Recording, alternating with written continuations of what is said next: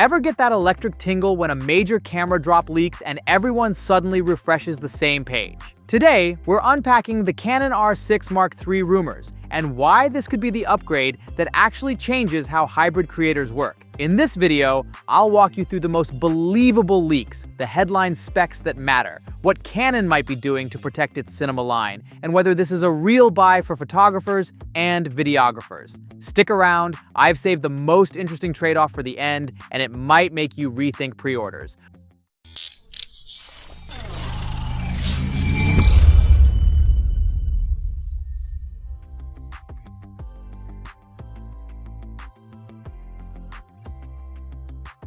So why should you care beyond tech gossip? Because the R6 Mark II already fixed huge problems like overheating and made 4K 60p usable.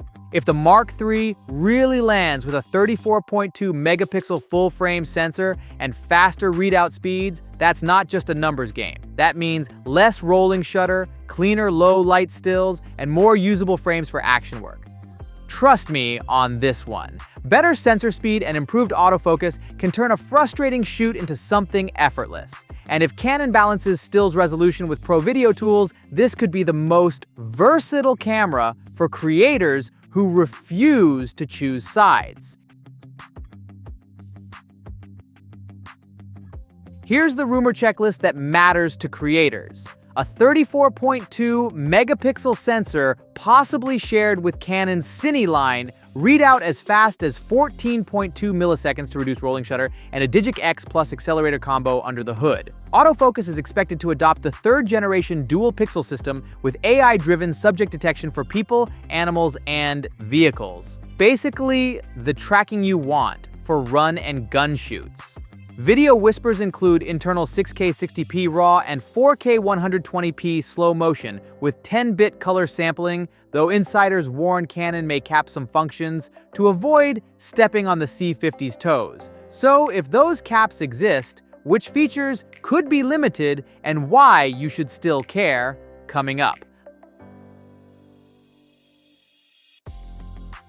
Let's turn specs into real outcomes. 6K RAW means flexibility for grading and reframing without losing detail. 4K 120p gives you cinematic slow motion straight from the camera. Faster autofocus and stronger low-light performance mean more keeper shots, while Wi-Fi 6 and Bluetooth 5.0 make long shoots and tethered work smoother. The catch is Canon's product gap: raw power versus cinema line protection. So ask yourself, do you need every pro feature or the best all-around hybrid body?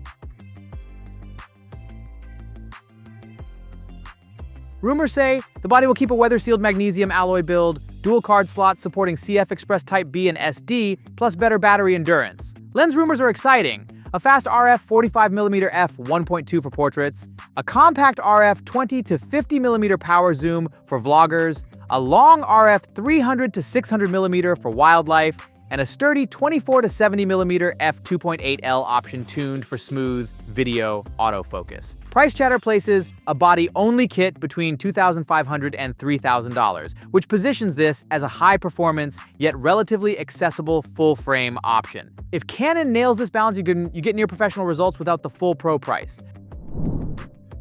So, is it worth waiting for the Mark III? If the leaks are right, it could be a real step up for hybrid creators who want high-res stills, pro video tools, and top-tier autofocus in one body. Just watch for any video limits meant to protect Canon's cinema line. Would you trade some cinema features for an all-around camera, or still keep a separate rig? Drop your thoughts below.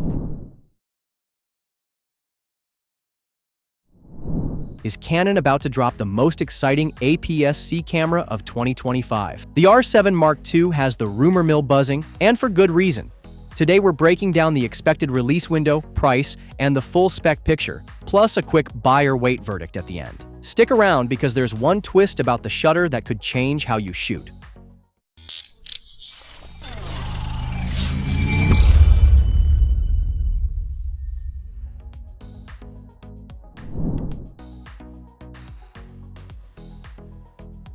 So what do we know? The headline rumor is a 33 to 40 megapixel APS-C stacked CMOS sensor, Translation, faster readout, cleaner rolling shutter performance, and more keepers when the action gets chaotic.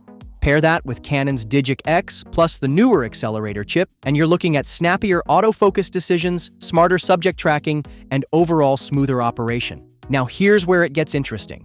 Word is Canon may ditch the mechanical shutter entirely and push up to 40 frames per second with the electronic shutter.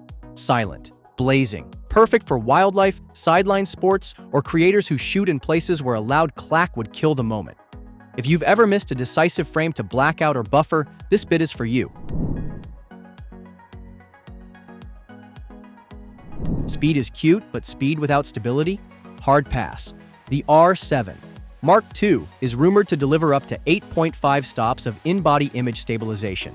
That's handheld night shots, tighter primes without a gimbal, and smoother B-roll for the vloggers. Add Canon's Deep Learning AF, tuned for people, animals, and vehicles, and you've got a camera that feels like it's reading your mind. You know what's funny? Half the time, the best new feature is just not fighting your camera. Expect sharper handhelds, fewer missed focus moments, and a lot more confidence when light is sketchy.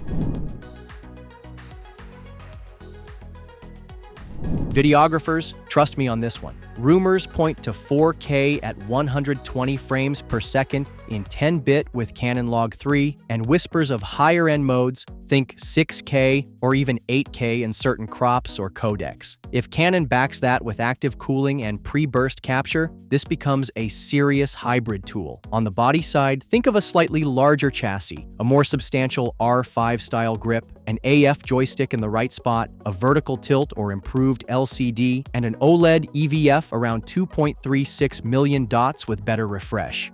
Dual card slots? Likely CF Express Type B plus UHS 2SD for speed and safety. Little quality of life wins that add up. In-camera upscaling, cleaner menus, and that just works ergonomics Canon nails when they're on their game. Here's where the debate gets juicy. Some insiders say the R7 Mark II is already in the wild, which usually means testing units are out, but other voices suggest it's not imminent. If we read Canon's pattern, late 2025 feels more realistic than an early fall drop. Think Q4, October to December. Could Canon tease something around big pro shows? Maybe, but historically, the company doesn't love crowding mirrorless launches into late summer. Bottom line, expect an announcement in the fourth quarter of 2025, with shipping possibly sliding into early 2026 in some regions.